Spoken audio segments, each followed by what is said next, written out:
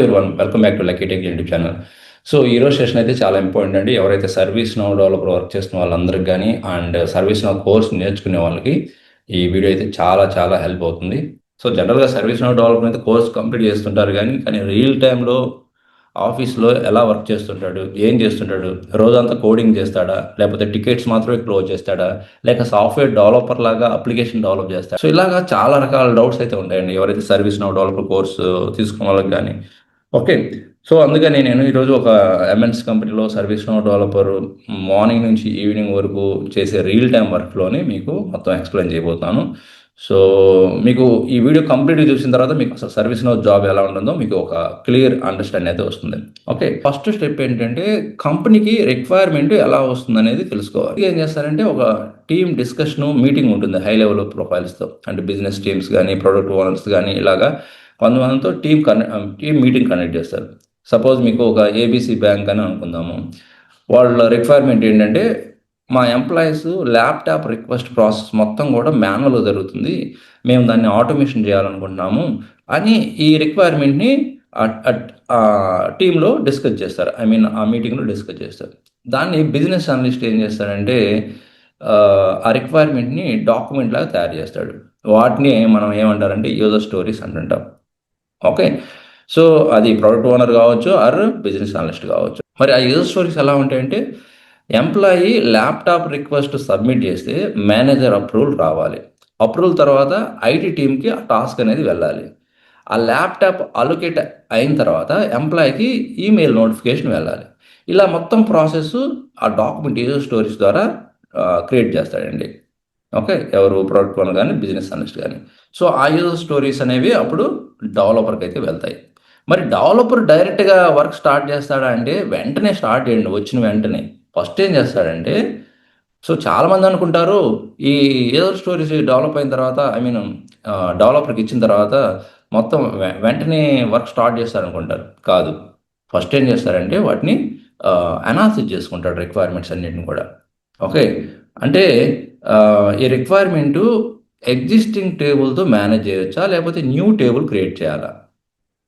Okay, approval ఎన్ని levels ఉన్నాయి, ఎవరెవరు అప్రూవల్ కావాలి, ఆ నోటిఫికేషన్స్ ఏ టైంలో పంపాలి, ఏ యూజర్స్కి యాక్సెస్ ఉండాలి, అండ్ ఏ ఫీల్డ్ మ్యాండేటరీ చేయాలి, వర్క్ ఫ్లో ఎలా ఉండాలి, ఇవన్నీ అర్థం చేసుకొని అండర్స్టాండ్ చేసుకున్న తర్వాతే అతను ఆ డెవలప్మెంట్ అనేది స్టార్ట్ చేస్తాడు. So before starting development any service now developer, not only service now developer అని ఎనీ డెవలపర్ ఏం చేస్తాడంటే రిక్వైర్మెంట్ని అండర్స్టాండ్ చేసుకుంటాడు, ప్రాపర్గా అనాలిసిస్ చేస్తాడు. వన్స్ ప్రాబ్లం అండర్స్టాండ్ అయితే డెవలప్మెంట్ ఈజీ అండి. ఓకే, అప్పుడు ఏం చేస్తాడంటే మార్నింగ్ మీకు ఒక స్టాండప్ మీటింగ్ ఉంటుందండి. ఎవ్రీడే కంపెనీలో మోస్ట్లీ కంపెనీస్లో ఒక స్టాండప్ కాల్ ఉంటుంది. అది అరౌండ్ 15 మినిట్స్ ఉంటుంది. ఓకే, ఆ మీటింగ్లో ప్రతి టీంలో ఉన్న వాళ్ళందరూ కూడా జాయిన్ అవ్వాలన్నమాట మీటింగ్కి.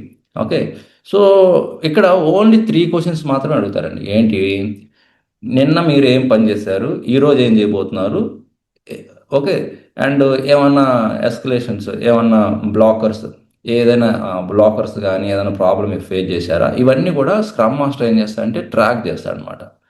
ఇది అజైల్ మెథడాలజీలో డైలీ జరిగే ప్రాసెస్ అండి, అది గుర్తుపెట్టుకోండి. Okay, so once standup call meeting అయిపోయిన తర్వాత అప్పుడు రిక్వైర్మెంట్ అని అనాలిసిస్ చేసుకున్న తర్వాత అప్పుడు డెవలప్మెంట్ అనేది స్టార్ట్ చేస్తాడండి. Service now developer development start చేస్తాడు. అంటే సపోజ్ ఎగ్జాంపుల్గా టేబుల్ క్రియేట్ చేయాలనుకోండి, టేబుల్ క్రియేట్ చేస్తాడు. ఆ టేబుల్ నేమ్ ఏం చేస్తాడు, ఎంప్లాయీ ల్యాప్టాప్ రిక్వెస్ట్ అని క్రియేట్ చేస్తాడు. నెక్స్ట్ ఏం చేస్తాడు, ఫామ్స్ క్రియేట్ చేస్తాడు, ఫామ్స్ ఫీల్డ్స్. ఓకే, సో ఇక్కడ ఫీల్డ్స్ అంటే తెలుసుగా, ఫామ్లో ఫీల్డ్స్ ఏమేమి ఉంటాయి. జస్ట్ ఒక ఎంప్లాయీ టేబుల్ క్రియేట్ చేయాలంటే ఎంప్లాయీ ఐడి అని, ఎంప్లాయీ నేమ్ అని, డిపార్ట్మెంట్ అని, ల్యాప్టాప్ టైప్ అని, మేనేజర్ అని, ప్రయారిటీ అని, స్టేటస్ అని, కామెంట్స్ అని, రిక్వెస్ట్ డేట్ అని, ఇవన్నీ కూడా ఎంప్లాయీ టేబుల్ డేటాబేస్లో స్టోర్ అవుతాయి అన్నమాట. నెక్స్ట్ ఏం చేస్తాడంటే బిజినెస్ రూల్ని క్రియేట్ చేస్తాడు. బిజినెస్ రూల్స్ ఇవన్నీ కూడా ఏంటంటే సర్వర్ సైడ్ వర్క్ అవుతుంది అనమాట, సర్వర్ సైడ్ రన్ అవ్వడానికి. ఎందుకు అంటే ఇది ఏం చేస్తుందండి బిజినెస్ రూల్. ఇప్పుడు మన రిక్వైర్మెంట్ ఏంటి, ఎంప్లాయీ ల్యాప్టాప్ రిక్వెస్ట్ అనేది ఆటోమేషన్ ప్రాసెస్ జరగాలి. ఇప్పటి వరకు వాళ్ళు మాన్యువల్లో చేశారనమాట ఎంప్లాయీ ల్యాప్టాప్ రిక్వెస్ట్ అనేది, దాన్ని ఆటోమేషన్ చేయాలి. ఆటోమేషన్ చేయాలంటే ఫస్ట్ ఏంటంటే బిజినెస్ రూల్ యూజ్ చేసి మేనేజర్ అప్రూవల్ ఆటోమేషన్ జరగాలి. వన్స్ మేనేజర్ అప్రూవల్ వచ్చిన వెంటనే ఆ స్టేటస్ అనేది ఆటోమేటిక్గా అప్రూవ్ కావాలన్నమాట. అప్రూవ్ అయిన తర్వాత అది ఆటోమేటిక్గా ఎవరికి ఫార్వర్డ్ చేయాలంటే ఐటీ టీమ్కి టాస్క్ క్రియేట్ చేయాలన్నమాట. అది కూడా ఆటోమేషన్లో జరగాలి. ఇది పూర్తిగా ఏంటంటే ఇది కంప్లీట్గా సర్వర్ సైడ్ ఆటోమేషన్లో జరుగుతుందండి. ఓకే. నెక్స్ట్ ఏంటంటే క్లయింట్ స్క్రిప్ట్ చేస్తాడు. క్లయింట్ స్క్రిప్ట్స్ నేను ఆల్రెడీ వీడియో చేసిన క్లయింట్ స్క్రిప్ట్ కూడా. క్లయింట్ స్క్రిప్ట్లో ఏంటంటే మనకి ఇది బ్రౌజర్లో రన్ అవుతుందండి. ఓకే. అంటే ఏదైతే ఫామ్స్ ఉంటాయో ఆ ఫామ్ యొక్క బిహేవియర్ చేంజ్ చేయడానికి క్లయింట్ స్క్రిప్ట్ ఇచ్చేస్తుంటారు. ఇప్పుడు సపోజ్ మీరు laptop device type Apple laptop అని సెలెక్ట్ చేసుకుంటే మీ డిపార్ట్మెంట్ అనేది మ్యాండేటరీ ఫీల్డ్ అవ్వాలి. ఇది రిక్వైర్మెంట్. అది ఎక్కడ చేస్తారు? క్లయింట్ స్క్రిప్ట్లో చేస్తారు. అదే మీరు ల్యాప్టాప్ డివైస్ టైపు విండోస్ అనుకోండి, డిపార్ట్మెంట్ ఫీల్డ్ అనేది మ్యాండేటరీ అవసరం లేదు. ఇది రిక్వైర్మెంట్. అవన్నీ కూడా ఎవరు చేస్తారు? Service now developer client script use చేస్తారు. నెక్స్ట్ యూఐ పాలసీస్ కూడా చేస్తారు. అంటే పెద్ద పెద్ద స్క్రిప్ట్ రాయకుండా యాక్చువల్గా క్లయింట్ స్క్రిప్ట్స్ ఏమో స్క్రిప్ట్ రాసి జావా స్క్రిప్ట్ రాసి చేస్తారు ఫామ్ బిహేవియర్ అనేది. యూఐ పాలసీ ఏంటంటే కోడింగ్ ఏం అవసరం లేకుండా జావా స్క్రిప్ట్ లేకుండానే ఏదన్నా స్మాల్ టైప్ ఆఫ్ ఫామ్ని బిహేవియర్ని చేంజ్ చేయాలనుకోండి, అంటే కాంప్లెక్స్ కాదు బేసిక్ లెవెల్ అనుకోండి, అప్పుడు యూఐ పాలసీ అంటే దీనికి కోడింగ్ అవసరం లేదనమాట. మరి మీకు ఒక ఎగ్జాంపుల్ చెప్తాను. సపోజ్ ఆ టేబుల్లో కాంట్రాక్ట్ ఎంప్లాయ్ పర్మనెంట్ ఎంప్లాయ్ అని అనుకోండి. సపోజ్ కాంట్రాక్ట్ ఎంప్లాయ్ అయితేనేమో ఆ మేనేజర్ ఫీల్డ్ అనేది హైడ్ అవ్వాలి, అంటే డిసప్పేర్ అవ్వాలి, కనిపించకూడదు. ఓకే. అదే మీరు పర్మనెంట్ ఎంప్లాయ్ అయితే అది షో చేయాలి, ఏది మేనేజర్ ఫీల్డ్ అనేది షో చేయాలి. అలాంటివి స్మాల్ టాస్క్ ఏంటంటే యూఐ పాలసీ చేస్తారు. నెక్స్ట్ ఇది చాలా ఇంపార్టెంట్ అండి, ఫ్లో డిజైన్ అనేది. ప్రాజెక్ట్ ఎక్కువ ఇచ్చేసింది వర్క్ ఫ్లో అనమాట. ఓకే. అంటే వర్క్ ఫ్లో ఎలా ఉంటుంది? సపోజ్ ఈ ఎంప్లాయీ టేబుల్కి వర్క్ ఫ్లో ఎలా ఉంటుందంటే వన్స్ ఎంప్లాయీ ల్యాప్టాప్ రిక్వెస్ట్ని సబ్మిట్ చేసిన తర్వాత ఏం జరగాలి? ప్రాసెస్ మేనేజర్ అప్రూవ్ చేయాలి. మేనేజర్ అప్రూవ్ చేసిన తర్వాత ఐటీ టీమ్కి టాస్క్ క్రియేట్ అయ్యి ఐటీ టీం కూడా అప్రూవల్ అవ్వాలి.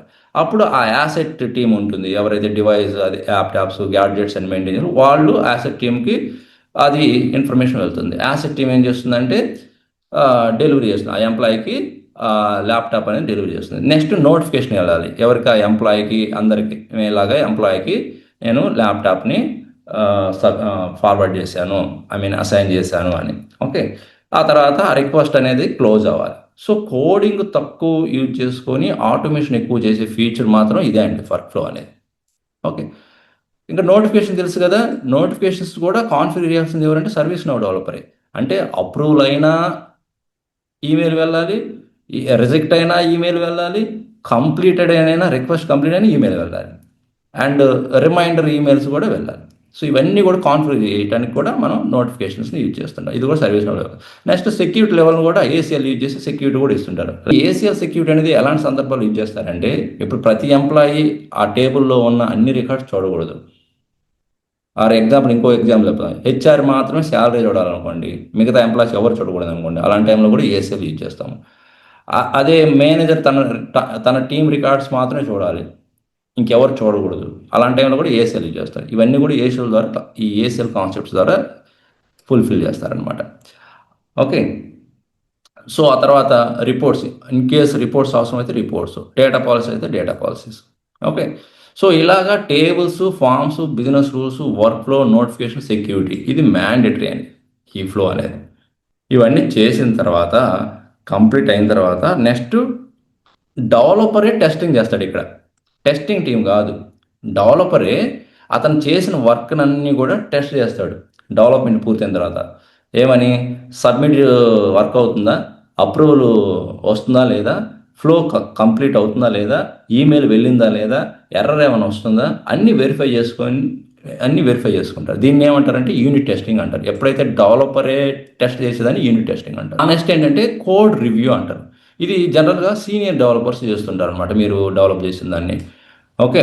సో అంటే కోడింగ్ స్టాండర్డ్స్ ఫాలో అయ్యారా లేదా, పర్ఫార్మెన్స్ ఎలా ఉంది, నేమింగ్ కన్వెన్షన్ ఎలా ఉంది, సెక్యూరిటీ ఎలా ఉంది అన్ని చెక్ చేస్తారనమాట. ఏమైనా చేంజెస్ ఉంటే మళ్ళీ తిరిగి ఆ డెవలపర్కి, ఆ జూనియర్ డెవలపర్కి ఇస్తుంటారు అనమాట. ఓకే. నెక్స్ట్ ఫైనల్గా అప్డేట్ సెట్ అండి. ఈ అప్డేట్ సెట్ అనేది ఎందుకంటే సర్వీస్ నౌలో సర్వీస్ నౌలో చేసిన చేంజెస్ డైరెక్ట్గా ప్రొడక్షన్కి వెళ్ళవు, ముందుగా అప్డేట్ సెట్స్కి వెళ్తాయి అనమాట.